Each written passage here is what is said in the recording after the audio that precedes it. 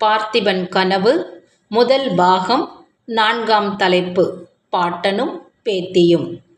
உறையூர் கம்மாளத் தெருவில் உள்ள ஒரு வீட்டு வாசலில் வந்து பொன்னனும் வள்ளியும் நின்றார்கள். கதவு சாத்தி இருந்தது. தாத்தா என்று வள்ளி கூப்பிட்டாள். சற்று நேரத்துக்கெல்லாம் கதவு திறந்தது. திறந்தவன் ஒரு கிழவன். வா வள்ளி, வாருங்கள் மாப்ள என்று அவன் வந்தவர்களை வரவேற்றான். பிறகு வீட்டுக்குள்ளே நோக்கி, கிழவி இங்கே வா, யார் வந்திருக்கிறது பார் என்றான். 3 பேரும் வீட்டுக்குள் போனார்கள். யார் வந்திருக்கிறது என்று கேட்டுக்கொண்டே அங்கு வந்த அந்த கிழவி வள்ளியையும் பொன்னனையும் பார்த்து பல்லில்லாத வாயினால் புன்னகை புரிந்து தன் மகிழ்ச்சியை தெரிவித்தாள். வள்ளியை கட்டிக்கொண்டு, சுகமா இருக்கியா கண்ணு, அவர் நல்லா இருக்காரா என்று கேட்டாள். பொன்னன், தாத்தா உங்கள் பேத்தியை கொண்டு வந்து ஒப்புவித்து விட்டேன். நான் கொஞ்சம் வெளியே போய்விட்டு வருகிறேன் என்றான். வந்ததும் வராததுமாய் எங்கே போகிறாய் என்று கிழவன் கேட்டான். மகாராஜாவை பார்க்க போறேன் என்றான் பொன்னன். மகாராஜா இப்போது அரண்மனையில் இல்லை, மலைக்கு போயிருக்கிறார். இங்கே வா, காட்டுகிறேன் என்று கிழவன் அவர்களை வீட்டு முற்றத்துக்கு அழைத்து போனான். முற்றத்திலிருந்து அவன் காட்டிய திக்கை எல்லோரும் பார்த்தார்கள். உச்சி பிள்ளையார் கோயில் தீபம் எரிந்தது. அங்கிருந்து தீவர்த்திகளுடன் சிலர் இறங்கி வருவது தெரிந்தது. இறங்கி வந்த தீவர்த்திகள் வழியில் ஓரிடத்தில் சிறிது நின்றன. அங்கே நின்று என்ன பார்க்கிறீர்கள் என்று வள்ளி கேட்டாள். மகேந்திர சக்கரவர்த்தியின் சிலை அங்கே இருக்கிறது.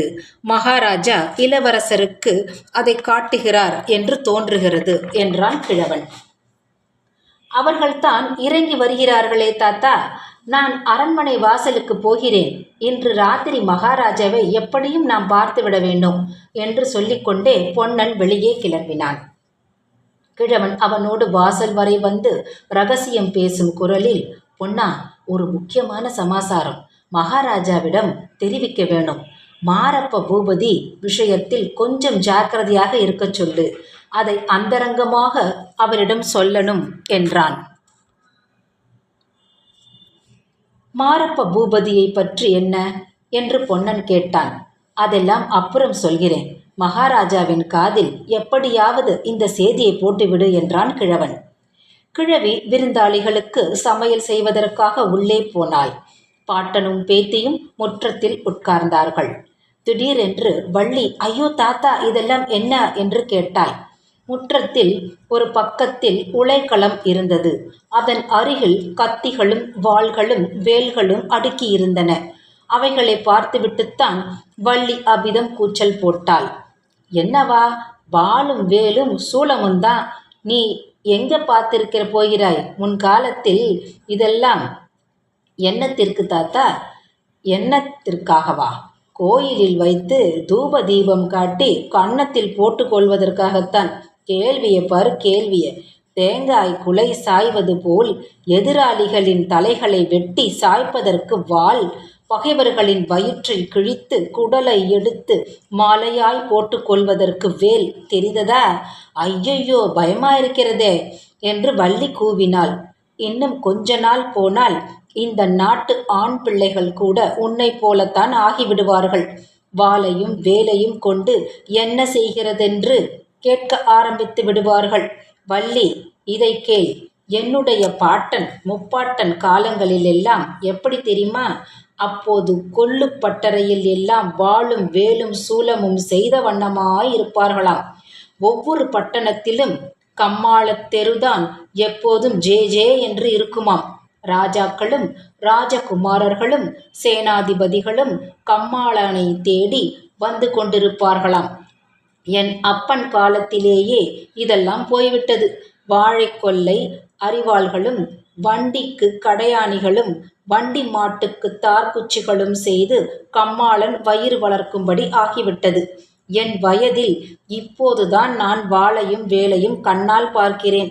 ஆஹா, இந்த கைகளிலே மட்டும் முன்னை போல வலிவு இருந்தால் 20 வருஷத்துக்கு முன்னாலே இந்த யுத்தம் வந்திருக்க கூடாதா? சரியா போச்சு தாத்தா.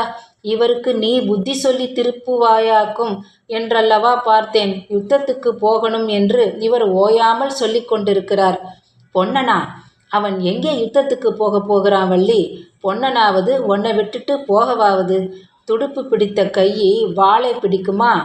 பெண் மோகம் கொண்டவன் சண்டைக்கு போவானா? அப்படி ஒன்றும் சொல்ல வேணாம் தாத்தா.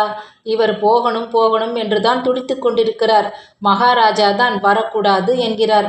இளவரசருக்கு நீந்த கற்றுக் கொடுக்க இவர் இருக்க வேணுமா? அடடா, உன்னுடைய அப்பனும் சித்தப்பன்மார்களும் மட்டும் இப்போது இருந்தால் ஒவ்வொருவனும் கையில் ஒரு வாளையும் வேலையும் கொடுத்து நான் அனுப்ப மாட்டேனா? எல்லோரையும் ஒரே நாளில் காவேரி அம்மன் பலி கொண்டு விட வேண்டுமா என்று சொல்லிக்கொண்டே கிழவன் பெருமூச்சு விட்டான். வள்ளிக்கு அந்த பயங்கரமான சம்பவம் ஞாபகம் வந்தது. 4 வருஷத்துக்கு முன்பு கிழவனையும் கிழவியையும் தவிர குடும்பத்தார் அனைவரும் ஆற்றுக்கு அக்கரையில் நடந்த ஒரு கல்யாணத்துக்கு படகில் ஏறி போய்க் கொண்டிருந்தார்கள். நடு ஆற்றில் திடீரென்று ஒரு சூறாவளி காற்று அடித்தது. படகு கவிழ்ந்து விட்டது. அச்சமயம் கரையில் இருந்த பொன்னன் உடனே நதியில் குதித்து நீந்தி போய் தண்ணீரில் விழுந்தவர்களை காப்பாற்ற முயன்றான். தெய்வ யத்தனத்தினால் வள்ளியை மட்டும்தான் அவனால் காப்பாற்ற முடிந்தது. மற்றவர்கள் எல்லோரும் நதிக்கு பலியானார்கள். கிழவன் மேலும் சொன்னான், என் குலத்தை விளங்க வைக்க நீ ஒருத்திதான் இருக்கிறாய். உன் வயிற்றில் ஒரு குழந்தை பிறந்துவிட்டால் பொன்னனை நானே கழுத்தை பிடித்து தள்ளுவேன் யுத்தத்துக்கு போ என்று. யுத்தம் என்னத்திற்காக நடக்கிறது தாத்தா? அதுதான் புரியவில்லை என்றாள் வள்ளி. யுத்தம் என்னத்திற்காகவா? மானம் ஒன்று இருக்கிறதே, அதுக்காகத்தான். எருது கொடிக்கு புலிக்கொடி தாழ்ந்து போகலாமா?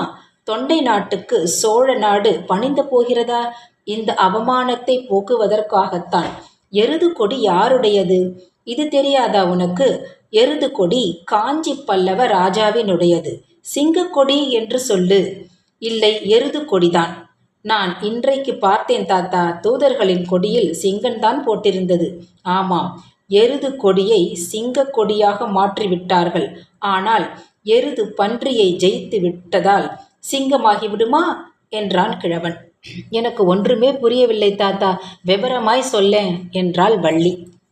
சரி, அடியிலிருந்து சொல்றேன் கேள் என்று கிழவன் கதையை ஆரம்பித்தான். நீ பிறந்த வருஷத்தில் இது நடந்தது.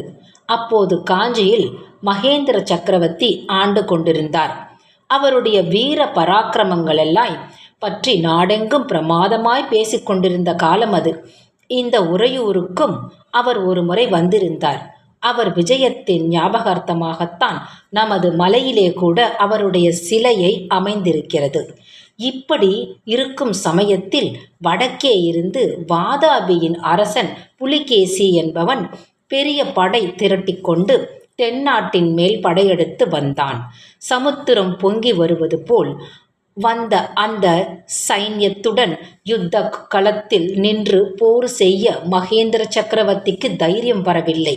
காஞ்சி கோட்டைக்குள் சைன்யத்துடன் பதுங்கிக் கொண்டார். கோட்டையை கொஞ்ச காலம் முற்றுகையிட்டு பார்த்தான் புலிகேசி. அதில் பயனில்லை என்று கண்டு தெற்கு திக்கை நோக்கி வந்தான். நமது கொள்ளிடத்தின் அக்கறைக்கு வந்துவிட்டான். அப்பப்பா, அப்போது இந்த உறையூர் பட்ட பாட்டை என்னவென்று சொல்லுவேன். நமது பார்த்திப மகாராஜா அப்போது பட்டத்துக்கு வந்து கொஞ்ச நாள்தான் ஆகியிருந்தது. புலிகேசியை எதிர்க்க பலமான ஆயத்தங்கள் செய்து கொண்டிருந்தார். அதற்குள் வடக்கே புலிகேசியின் ராஜ்யத்துக்கே ஏதோ ஆபத்து வந்துவிட்டது போலிருந்தது. புலிகேசி கொள்ளிடத்தை தாண்டவே இல்லை, திரும்பி போய்விட்டான். போகும்போது அந்த கிராதகனும் அவனுடைய ராட்சத சைன்யங்களும் செய்த அட்டூழியங்களுக்கு அளவே இல்லையாம். ஊர்களையெல்லாம் சூறையாடிக்கொண்டும் தீ வைத்து கொண்டும் போனார்களாம். அதிலிருந்து மகேந்திர சக்கரவர்த்தியினுடைய புகழ் மங்கிவிட்டது. சலுக்கரின் பன்றி கொடிக்கு பல்லவரின் ரிஷப கொடி பயந்துவிட்டது என்று ஜனங்கள் பேசத் தொடங்கினார்கள். இந்த அவமானத்துக்கு பிறகு மகேந்திர சக்கரவர்த்தி அதிக நாள் உயிரோடு இருக்கவில்லை. அவருக்கு பிறகு நரசிம்மவர்ம சக்கரவர்த்தி பட்டத்துக்கு வந்தார். இவர் பட்டத்திற்கு வந்ததிலிருந்து புலிகேசியை பழிக்கு பழி வாங்க பல்லவகுலத்துக்கு ஏற்பட்ட அவமானத்தை போக்க வேணுமென்னு ஆயத்தங்கள் செய்து வந்தார்.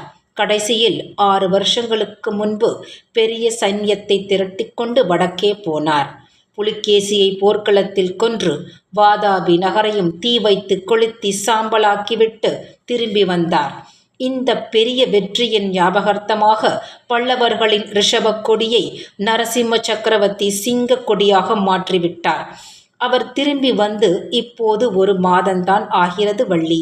அதுக்குள்ள இத்தனை நேரமும் கவனமாய் கேட்டுக்கொண்டிருந்தாள். அப்பேற்பட்ட சக்கரவர்த்தியுடன் நமது மகாராஜா எதற்காக யுத்தம் செய்ய போகிறார் தாத்தா? அவருடன் சிநேகமாயிருந்தால் என்ன என்று கேட்டாள். அடி பைத்தியக்காரி என்று கிழவன் மறுமொழி சொல்ல ஆரம்பித்தான். அப்போது வீதியில் குதிரை வரும் சத்தம் கேட்டது. அந்த வீட்டின் வாசலிலேதான் சத்தம் வந்து நின்றது. வீரபத்ர ஆச்சாரி என்று யாரோ அதிகார குரலில் கூப்பிட்டார்கள். உடன் கிழவன், அந்த சண்டாளன் மாரப்ப பூபதி வந்துவிட்டான் வள்ளி, நீ அவன் கண்ணில் படக்கூடாது. சமையற்கட்டிற்குள் போ, அவன் தொலைந்ததும் உன்னை கூப்பிடுகிறேன் என்றான். 5ஆம் தலைப்பில் சந்திப்போம்.